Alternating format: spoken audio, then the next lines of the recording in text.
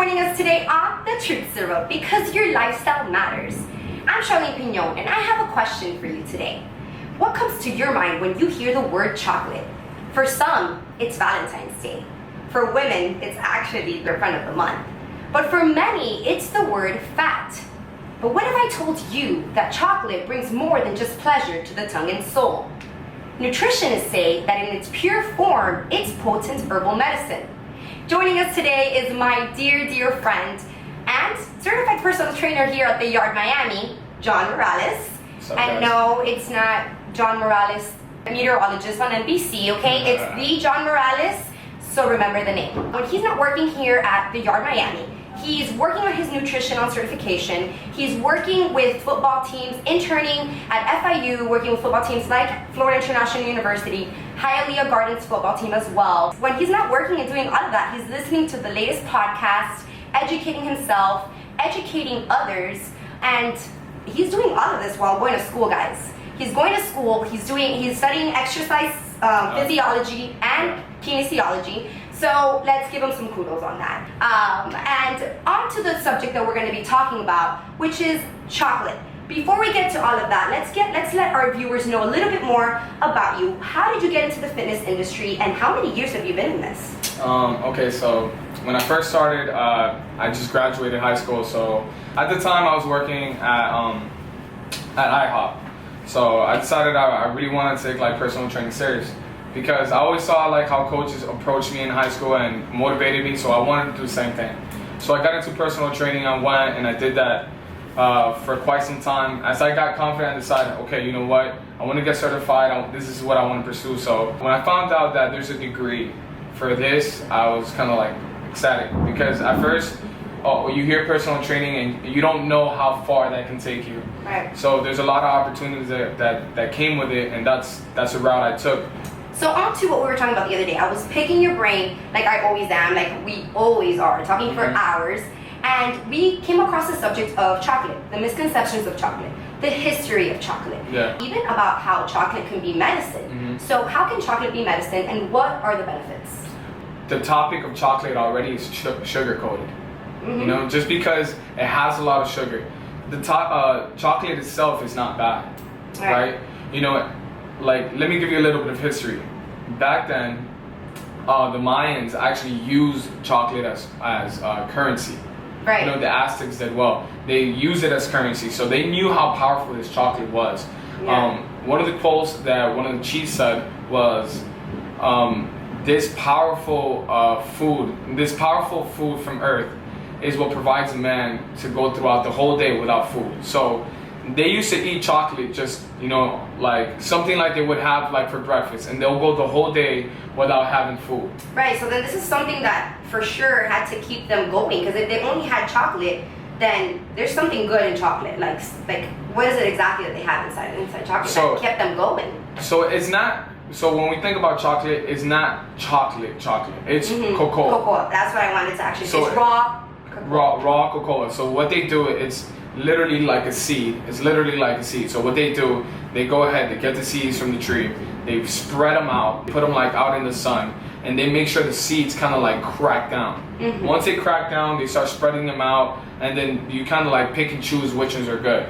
Right? Because animals are eating at them, so you pick and choose which ones are good, and then you go ahead and you collect them, and that's how you eat them. That's how you consume it. And that's kind of how we do it now, because chocolate is imported to the United States or whatnot, and when they go to the factories, they go ahead and they put sugar in them, and that's why they taste so good, because the bond of sugar and chocolate just tastes amazing. And we're actually going to get to that later on, what made chocolate so bad, or what ruined the reputation of chocolate. Aside from that, they lived off of this. So exactly.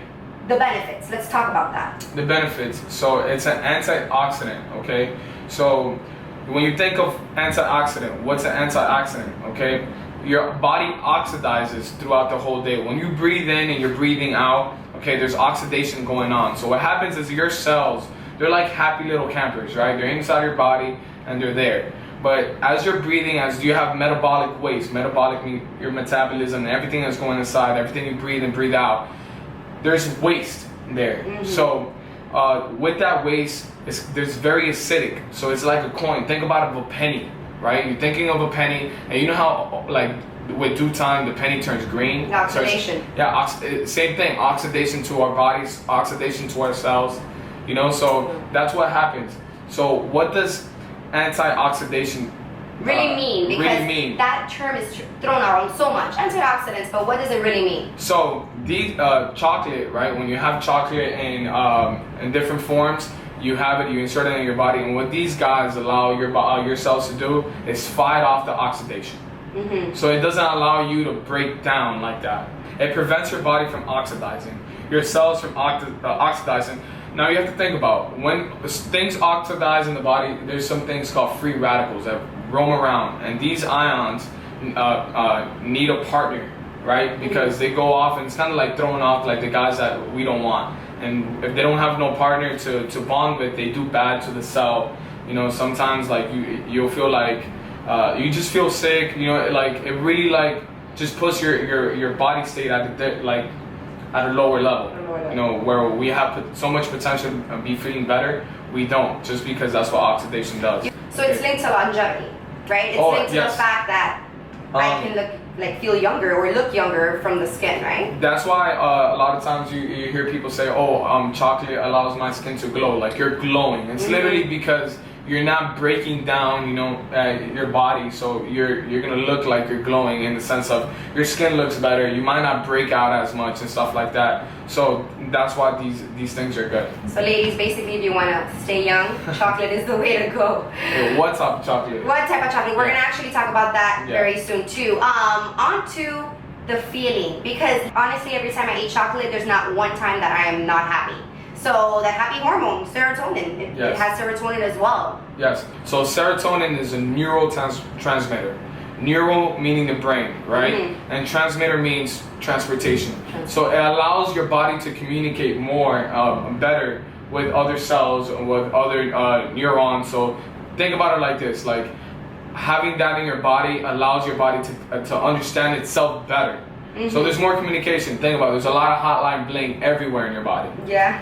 So that's why that's something you would want to have. You know, just because serotonin levels, when you have low serotonin levels, it's also linked to performing poorly in your sexual drive.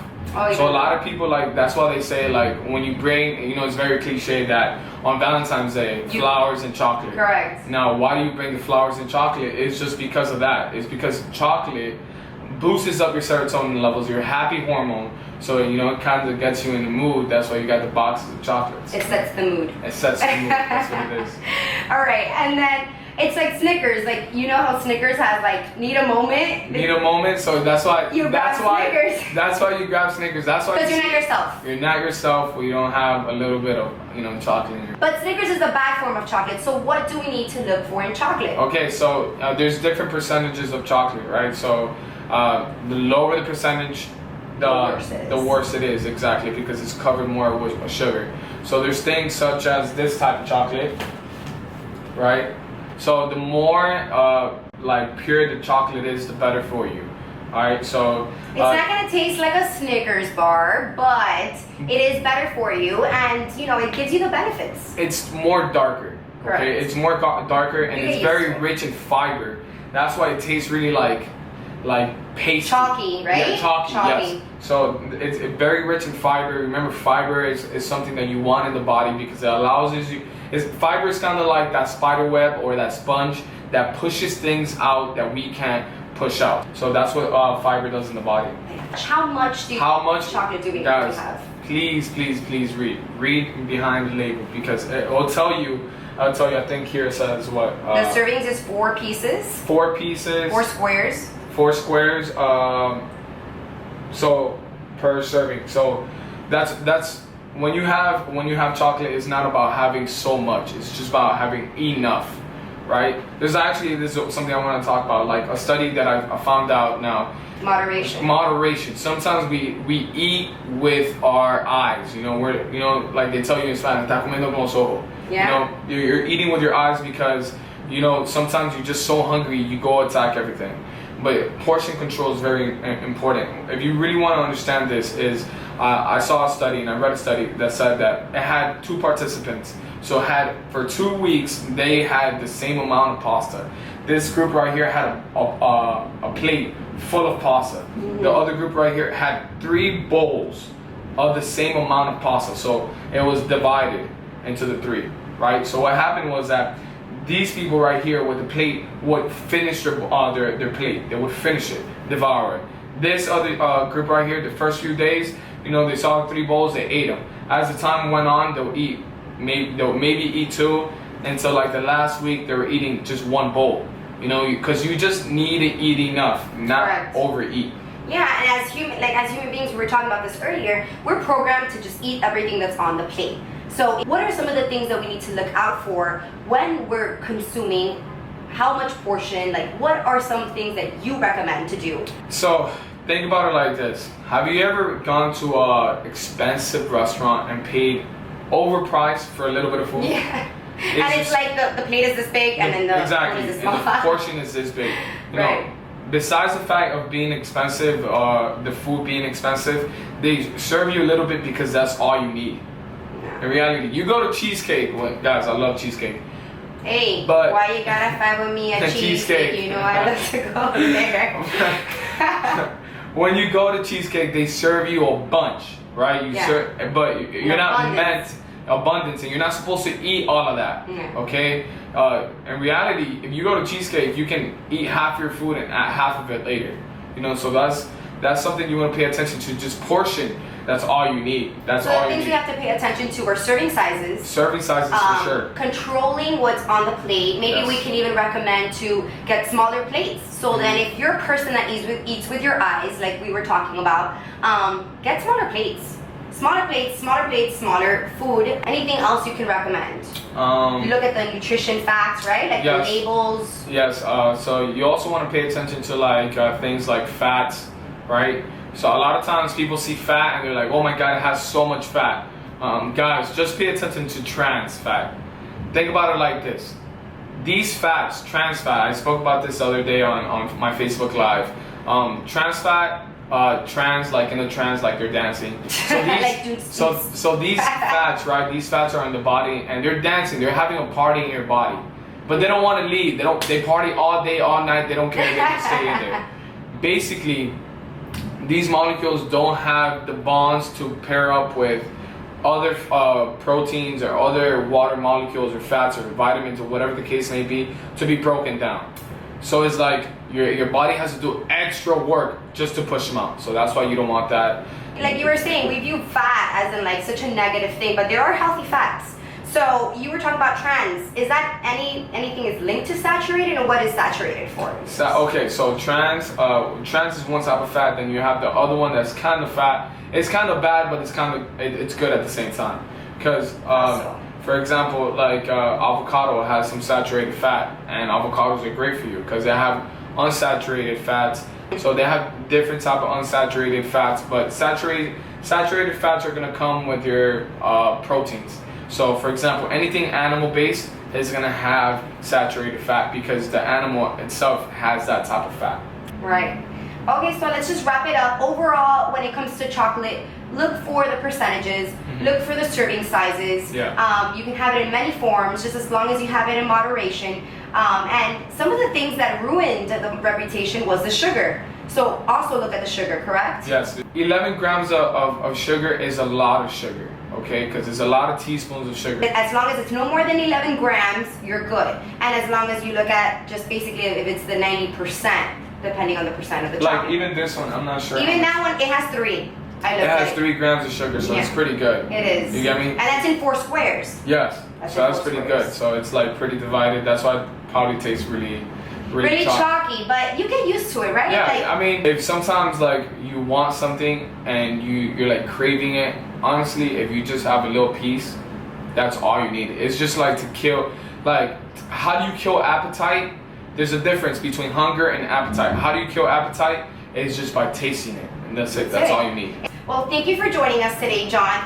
If you want to go ahead and see any other insightful and knowledgeable advice that he can give, we're actually on Facebook Live right now. Go on to his Facebook. It's John, John, literally John, yes, Morales. And thank you again for joining us, and we'll see you next week. Have a great day.